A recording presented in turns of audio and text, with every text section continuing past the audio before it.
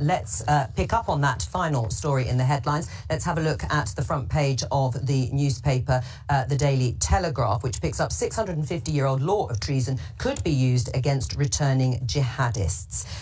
The law itself, designed obviously to deal with terrorism, should it be changed, and should Shamima Begum be allowed to come back and prosecuted? I think one of the things that we have to understand about what happened with Shamima is that she was 15, she was groomed, she was manipulated. Clearly she keeps repeating some of the stuff that's very unhelpful and she doesn't wrong. Regret it. And it's wrong, but she is our problem. That happened here, and we need to bring her back and we need to have those conversations, and ultimately she's got a baby. It's certainly not the fault of the baby. Should she be prosecuted? Well, potentially. I mean, they need to investigate that. What do you think? Yes, if she returns. Not the baby. I think that I would treat the baby as a British citizen and you'd try and find custody for the child, obviously. But we can't have a situation in which you can sort of go backpacking with ISIS for a couple of years and then decide you're just going to return to the country without any kind of criminal charges against you. Absolutely not. Alison?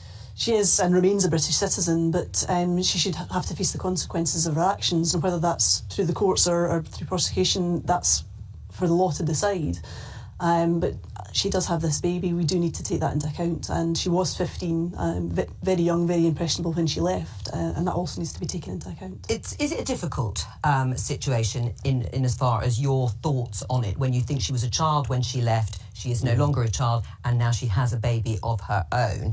The Policy Exchange recent report says it is treacherous to support a group that one knows intends to attack the UK or is fighting UK forces. Yeah, and I think it is concerning that she's not really admitting responsibility now. She's a little bit older, but I think we also have to be aware that she's in a refugee camp where there potentially are active ISIS operators who could take retribution on her if she did admit to some guilt. But I think Donald Trump said at the weekend about Europe again not really bearing its responsibilities in overseas theatres, and we don't pay our way in defence, and now we're trying to let other countries deal with British citizens who've been involved in ISIS. Ultimately, we have to face up to our responsibilities to process these people, however undesirable it might be.